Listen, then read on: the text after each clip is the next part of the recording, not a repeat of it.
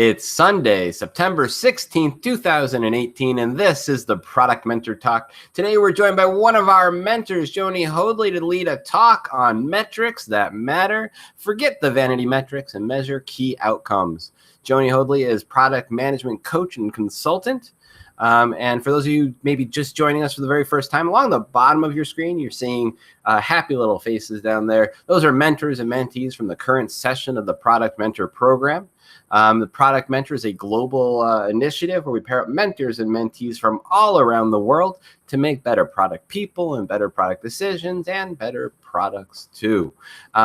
With that said, well, I like to always start with just a quick introduction going around the room. Who are you? Where are you? Are you a mentor or mentee?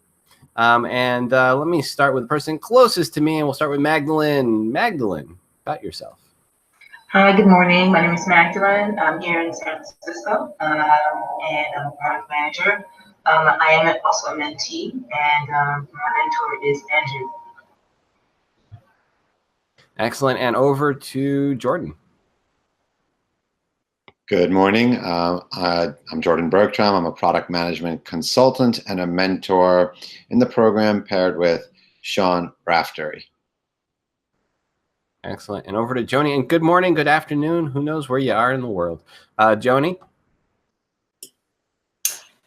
Hi, everybody. I am Joni Hoadley. I'm a product management consultant working with companies that are looking to bring customer-focused products to market more quickly.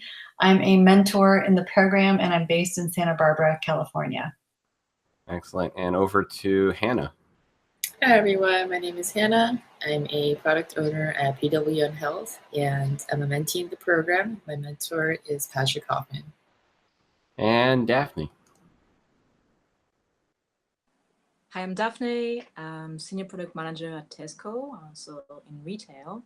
And I'm very happy to have Chris Butler as my mentor.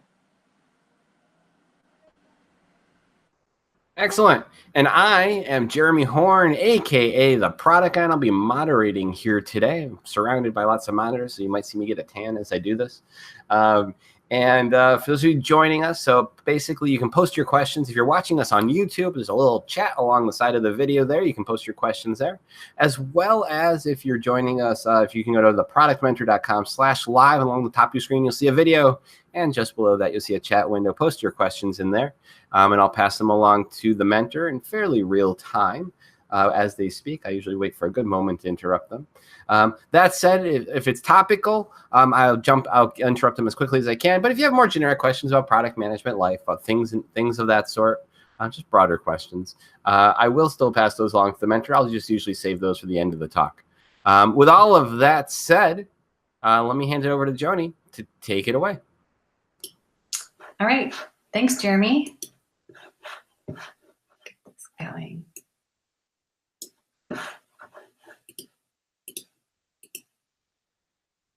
All right. Well, as I mentioned during the introductions, my name is Joni Hoadley, and I'm a product management consultant working with companies that are looking to bring customer-focused products to market more quickly. I have about 23 years of experience as a software product manager, primarily in the consumer space. And throughout my career, I've worked mainly with startups, companies that have been around anywhere from 0 to 5 years or so. And prior to going into consulting, I worked for a company called Sonos, which makes wireless home audio products. And I was a product management leader there for about 12 years.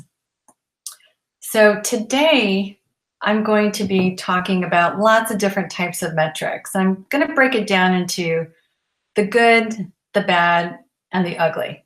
So everybody knows metrics are important for product managers, right? We all try to be more data informed. The key is to using the right metrics to inform and influence your product decisions. So for starters, we're going to go with the bad. Vanity metrics. So what exactly are vanity metrics? Vanity metrics are a way of measuring something typically without context. Vanity metrics are easily manipulated, and they do not lead to actions that you can take to grow your business. So some examples of vanity metrics include things like app downloads. The number of times your app has been downloaded does not actually provide a direct correlation to how successful your business is. If you have 1 million app downloads, but only 1/10 of the people are actually using the app, that's not good. Same with page views. If your website is getting lots of traffic, that doesn't necessarily mean you have a successful business. Other types of vanity metrics include the number of Twitter followers your company may have, the number of Facebook likes, average time spent on your website, that type of thing. And it's important for companies to measure the right data so that they can get a handle on the true health of their business. And if you're only focusing on vanity metrics, you're going to get a false sense of success by focusing on the metrics that might make you feel good, but don't actually tell you how well your business is doing. So let's take a look at an example of a vanity metric here. So you can see on this website, it looks like something really fantastic happened where this big spike is here on approximately August 14th, right? So wow, traffic really spiked that day, went through the roof. So the problem that a lot of people make is attributing that single spike to an action that they took directly preceding it. And the fact is, there could have been a number of actions and events that caused that spike, right? There could have been 5 changes made to that web page by different people on your team. There could have been external events that caused that spike. Ultimately, if that spike didn't lead to the company's bottom line by generating revenue of some sort, it's useless. It doesn't tell you what you did and what you could do to replicate that to continue growing your web traffic and your business. So speaking of useless, this entire page is completely useless. Now, if you're like most of us product managers, you're either using Google Analytics or you've used Google Analytics before. And what we're looking at right here is their default dashboard. So right out of the box, once you start getting data into Google Analytics, this is what they give you. And it looks great, right? Lots of data, lots of information. The problem is there's nothing here that you can actually take action on. There's nothing here that is going to guide you into making some kind of data-informed decision about what to do with your product. So if, I'll get into this a little bit more in a few slides, but the thing to remember is that your dashboard should focus on the metrics that measure how well your product is achieving key outcomes. So data points, those vanity metric data points, such as number of users, number of page views, and average session duration, don't help you measure what's actually working. And you can't improve what you're not effectively measuring. So ditch the default Google Analytics dashboard and customize your own. All right, so let's talk about the ugly now, flawed graphs and charts. So as often as product managers talk about making data-informed decisions, it's amazing to me how often data is presented in ways that are either completely misleading or just downright wrong. And let's look at some examples of what I mean by that. So if you look at the chart on the left, many of you may remember the sort of infamous Venn diagram incident from Hillary Clinton's campaign a couple years ago. So the general point that her campaign team was trying to make was true. The majority of Americans at that time supported universal background checks, including a majority of gun owners. But if you think about it, the way this chart is drawn, the yellow circle should actually be completely inside the blue circle because the gun owners referenced here were all Americans. There wasn't an actual overlap here. This is just a bad example, a bad use of a Venn diagram. This should have been a different chart altogether.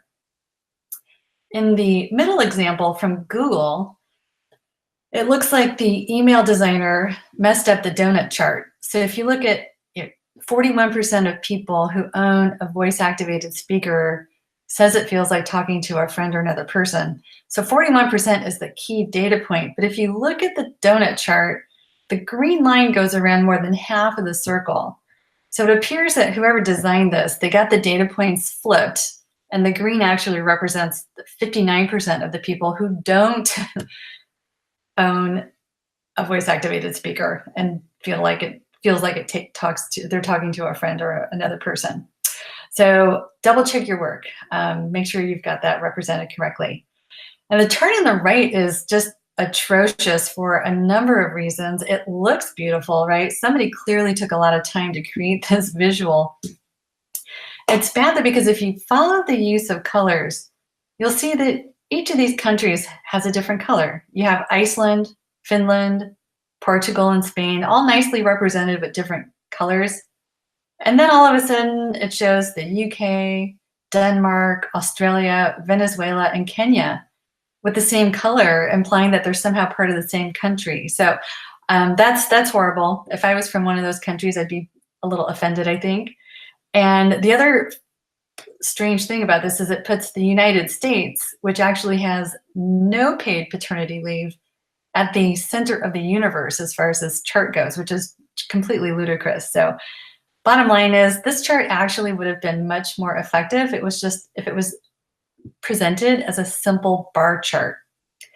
So the key lesson here is to make sure you use the right type of chart, the right type of visualization for displaying your data, and that your data is correct and that your chart is correct as well. So what can you do if you're struggling with what type of chart to use? So there's this great website called From Data to Viz, which I highly recommend. And it's great because whether you're new to the world of creating graphs, if you're a new product manager and you don't know where to begin, or if you're someone like me who's been doing this for over 20 years and you still struggle, because this stuff is not easy, From Data to Viz will actually walk you through the best data, the best chart type for the data you have. So all you have to do is go through a simple wizard, select the type of data that you have, whether it's chronological, numerical, categorical, all kinds of different data types. And the site will guide you through the best options for your particular case. And the other thing that's really useful about this website is once you've chosen a chart or you've selected a chart that they recommended, it will also guide you through the pitfalls to avoid, which is really important, again, because one of the last things you want to do is present charts with data to your stakeholders that have problems. Big mistake you don't want to make. All right, so another great source of information on data is this book by Edward Tufte, The Visual Display of Quantitative Information. It's like a Bible in the industry. So if you don't have it, if you've never seen it before, I highly recommend you get it. And if you ever get a chance to attend one of his seminars, it's also something that I think you would really appreciate. He's fantastic. All right, so finally, we can talk about the good data, which comes from measuring for outcomes. So we've talked quite a bit about vanity metrics. Vanity metrics are typically raw numbers that are taken out of context, such as page views from your website or app downloads. They don't correlate directly to any kind of customer value, and they also don't provide guidance for what future product changes you might potentially make. So what do we mean by outcome-oriented metrics then? What does that actually look like? So outcome-oriented metrics typically do three things. They link actions to results. They focus on delivering customer value, and they provide insight into the health of your product and company. So remember the differences between vanity and outcome-focused metrics. Vanity metrics might make you feel good, but they won't help you improve or optimize your business. Okay, so hopefully by now you know which types of metrics to avoid. And we talked a little bit about the types of metrics that you should focus on, but where should you begin when you're ready to embrace an outcome-focused approach to measuring for success. It's really quite simple. Start with your company's strategy. When your company has a strong, clear vision, that should serve as your North Star and guide you in prioritizing the most important metric. Based on that vision, what is the one metric that matters most to the success of your business that you can rally your entire team around? So let's take a look at a real world example. I'm going to use this example from Zappos, which has done a really great job of leading from strategy. Their CEO literally wrote a book on modern customer service. They totally disrupted online retail sales by focusing their support department as an opportunity to market and generate revenue rather than as a cost center. And their entire strategy revolves around creating loyalty among customers using effective KPIs that lead to what they call wow moments. And they did this because they found that repeat customers spend more than first-time customers and drive referrals. So that's huge, right? They get a lot of business that way. Right. So Zappos has been super successful by measuring what matters. Now, unlike a lot of companies that focus on call volumes, Zappos delivers on its brand promise by encouraging their reps to talk to customers as long as needed. Every agent at Zappos is expected to spend at least 80% of their time engaged with customers, either on the phone, in chats, or in an email response. And believe it or not, the longest call ever recorded by Zappos was 8 hours long. That's one person, one customer service rep, talking to a single customer for 8 hours. I have no idea what the call was about, but if you Google it, you'll find that that customer service agent was celebrated as a hero internally because he represented what Zappos is all about. Now, they also measure success against their goal of delivering on their strategy by using a 100-point scale happiness experience survey. Every one of their agents is expected to maintain a 50-point average or higher, and those that don't are given coaching to get those numbers up. So I'd like to give another real-world example from Sonos, where I used to work. So the Sonos mission has been to fill every home with music. Now, as a product manager, we would use that as our North Star when defining key outcomes. So for example, fastest time to music was a key outcome by which we would measure the success or failure of a particular feature. Now, the rationale for that was the faster the music starts playing in someone's home, the better Sonos is doing its job of filling that home with music and serving our strategy.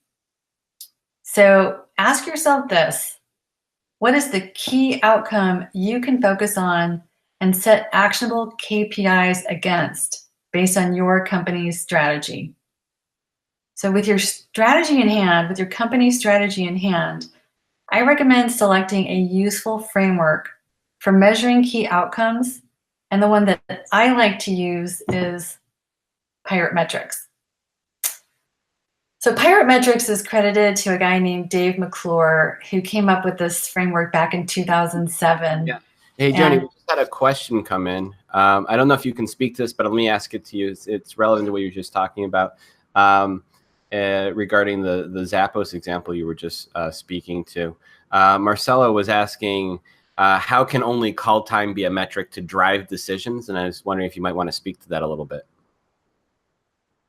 So going back to that 100-point scale, by keeping customers engaged, there were a number of factors that go into measuring the success of those calls. And a big factor is whether or not the agent was able to actually make some type of an emotional connection with those customers. And what they found was when making that emotional connection with the customer satisfaction went up, and their likelihood to repurchase from Zappos and refer to a friend would also increase, right? And that's a great segue into Pirate Metric framework, which I'm going to talk about. But I will also have a link to more information about the Zappos example at the back of my deck, so you can read more about that after the talk. Excellent. So keep the questions coming in. The productmentor.com/live, as well as the YouTube channel. Just post your questions and we'll keep feeding them on the Joni. With that said, let me hand it back to Joni to continue the talk. Great.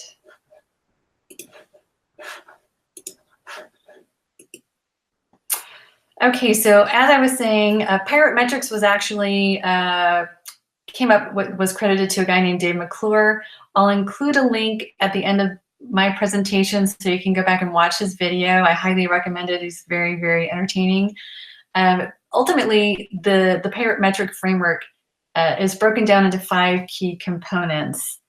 And you can think about the Zappos example that I talked about as we go through these 5 components.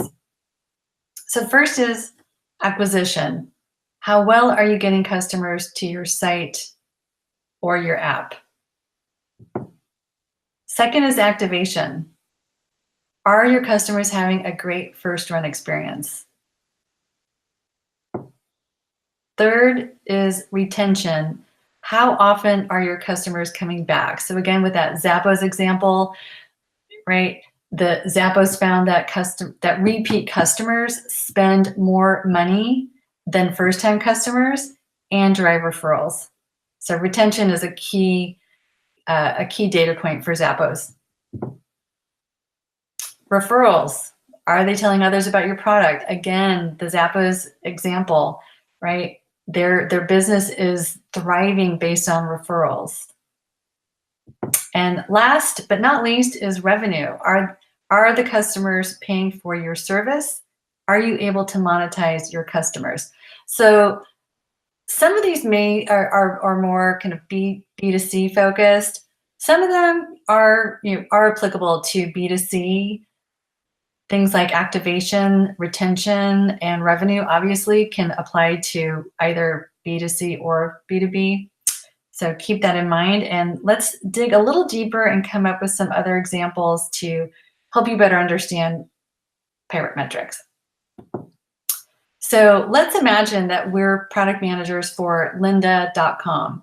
So lynda.com, if you haven't heard of it, it's an online learning platform that lets you watch videos so that you can learn how to do everything from learning how to knit to learning how to code, how to do Photoshop, pretty much everything in between. Anything you could possibly want to learn, you can learn on lynda.com. So as pretend product managers for lynda.com, what are some outcomes we might care about that could be measured using the Pirate Metric framework? So for starters, let's look at acquisition. Now, we don't necessarily care how many people come to the lynda.com homepage as a standalone metric, right? Because that's a vanity metric by itself. What we probably care about, though, is how many people are signing up for a free trial of the service within a specific time period, right? So how many people are going to that homepage and then signing up for a free trial? From there, how could we possibly measure activation? What does it even mean that someone is having a great first run experience? So there's probably a number of different outcomes that we can imagine. A good metric here, though, builds on the previous one so you can connect the dots. And one possibility is what percentage of people are watching a video from start to finish, right? One could argue that only by watching an entire video from start to finish is a user actually having a great first run experience. If they're only watching a few seconds of a video and then they're leaving, that might imply that they're not finding the right content that they're interested in, or they're having some other kind of issues, right? So you could hypothesize in that example that they're not having a great first run experience. So to measure retention, that one's a little bit more straightforward, right? You can measure what percentage of people are returning to watch another video again within a certain time period. It could be a week, it could be a month, right?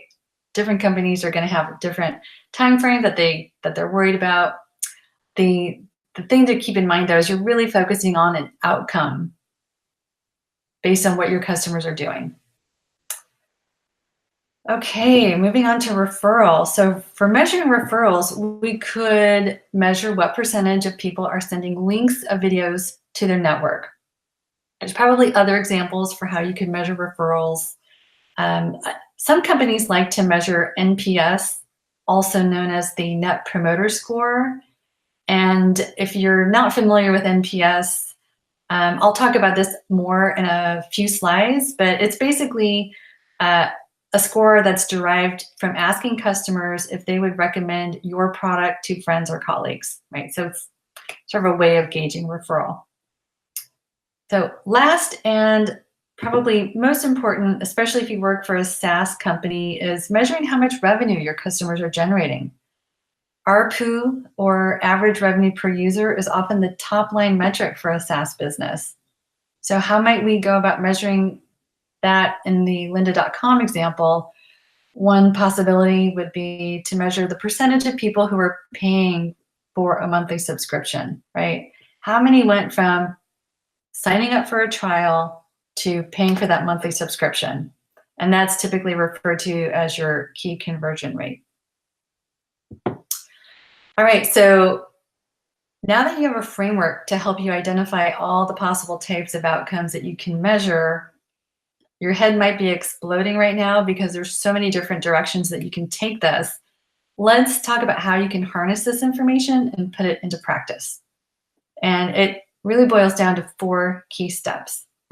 So step 1, identify the key outcomes. What is the key outcome based on your company's vision and strategy? What is the most important thing you can improve upon? Perhaps it's an increase in your conversion rate. Step 2, form a hypothesis. The important thing to remember here is to start small and look for the most meaningful lever you can pull and focus on that. Don't change 5 different things on your landing page and then start measuring, because you're not going to be able to correlate which of those 5 changes actually affected your conversion rate. Change one thing. So a hypothesis could look something like, if we reduce the price of our product by 10%, we'll see an increase in our conversion rate of at least 11%, right? So a hypothesis is, if you think about it, it's kind of like an informed guess, right? Like you're looking at your data, you're looking at your strategy, and you're thinking about bets that you could place, right? So if your existing conversion rate is 10%, what are some of the things you could do to get that to 11% or higher? Right, from there, step 3 is build your experiment. So this is where you need to dissect your hypothesis into key components so that you're able to collect the right data to validate if your hypothesis is correct or not. And before you build anything, make sure you know what your current state or your baseline metric is. In this case, you want to make sure that you know exactly what your current conversion rate is. Once you have your experiment ready, you need to then just set up your analytics so that you can measure the KPI against your baseline and the goal that you've set. Step 4, measure and analyze. So once you've got that data coming into your dashboard, you should be able to quickly analyze if it was a success or not. If it wasn't, it means your hypothesis was incorrect. Now remember that you shouldn't view that as a complete failure or a waste of your precious developer resources. And I know that's something that most of us product managers do worry about. This is a learning moment. And failing fast and learning early is key to allowing you to eventually zero in on what works. If you did the experiment and it was mildly successful, maybe you set your goal as 15% and you only hit 11%, but you're still better than you were without the change. You want to go back and tweak your hypothesis based on the new data you have. And if your experiment was wildly successful, that's awesome. Celebrate that fact and then quickly look for the next lever you can pull to help your business be even more successful. And the faster you can do that, the more successful you as a product manager will be and your business will be. So what I just described with those 4 steps is a framework for continuous learning. And this is an idea that's taken from the Lean Startup methodology. And even though it's called the Lean Startup methodology, it can be used by anyone at any size of a company. And it's really all about creating a virtuous loop of building experiments, measuring your KPIs, and learning each step of the way. And by doing that, it's going to allow you to quickly and successfully create value for your customers and ultimately your business. Okay, so I mentioned a couple of slides ago something called NPS, Net Promoter Score. It's become a standard for measuring customer loyalty and satisfaction by many companies. And it's built on the power of a simple question. How likely is it that you would recommend my product to a friend or colleague on a scale of 0 to 10? And it's used now by companies of all sizes in just about every industry all over the world. And you probably have come across this yourself as a consumer. So what's the problem with NPS, right? It seems like a great thing. It's easy to measure. It produces a number that you can track over time, right? You can have a nice little trend line that shows how NPS is doing. It feels legitimate because it's based on customer feedback, right? But NPS actually has all the earmarks of a vanity metric. The data is taken out of context, and because you can't take an action on it, it's just not useful as a standalone metric. So I'll tell you a little bit about an experience I had in my past with NPS. I worked at a company years ago that lived and died by its NPS number. And it was so important, we actually built our own survey tool into our app so that we could constantly measure NPS. Now, the problem that we ran into, and that most companies run into when they're measuring NPS, is that the metric by itself does not help you identify why someone might not recommend your product. So in the case of, my case where I was working for this company years ago, we would measure NPS consistently, but we'd really pay attention to it after a big software release. And if that number went up, we'd say, wow, that was a great release. Or if it went down, we'd say, oh man, what happened? And unfortunately, because our software releases were monolithic, meaning there were lots of new features going into them, there were UX improvements, there were bug fixes going into every single release, we couldn't point to any one thing that we did that could be attributed to an increase or decrease in that NPS score. So I could talk more about the dangers of these monolithic types of software releases and how to deploy software in smaller, more frequent cycles, but that's probably a whole nother presentation altogether. The key point I want to make here is that you need to focus on the smallest incremental improvements based on a framework like the Lean Startup methodology that I discussed a couple slides ago. So what can you do though, if you happen to work for a company that does measure NPS, what can you do to understand the why behind the score and potentially increase it? So one thing that I found that worked for me is to add an additional question. What would it take for you to recommend my product to someone you know? And targeting that question at the people who are not your promoters. So those are the people who responded with an 8 or lower. And then you can do an analysis on those open-ended responses to identify key trends in the data. So going back to the lynda.com example again, it's hypothetical, but perhaps a large number of people said that they wouldn't recommend because the price was too expensive. So going back to the lean analytics framework, you could do some pricing experimentation to see if there's a lower price model that results in driving up your NPS score. All right, we are in the home stretch now, and I'm going to wrap up with some key takeaways to recap everything that I talked about. So number 1, Measure outcomes and not vanity metrics. Make sure the data that you are measuring can be tied to the actions you've taken and the key results that your company is interested in based on that strategy. Number 2, make sure your data is correct. This is an obvious one, but again, like, people make mistakes all the time. Have someone on your team double check your work before you share it out. Key takeaway number 3, choose the right type of chart for the data, right? Check out that website from Data to Viz, right? That will guide you to the right type of visualization for the data that you're presenting. Key takeaway number 4, define KPIs based on your company's strategy and top-line metric. Use that strategy as your North Star to guide you in forming hypotheses that you can test. And last, experiment using the Lean Startup framework or some other framework that you might find useful. Experiment with small changes and foster a culture of continuous learning by focusing on small changes and experiments that you can run to quickly drive change within your product and business. And with that, I just want to say thank you for taking time to listen to the presentation. I've included links to all of my sources at the end of the deck, which will be made available later. And please connect with me on LinkedIn or say hello on Twitter. And we have a question that just came in. Let me hand it over to Patrick so he can ask his question.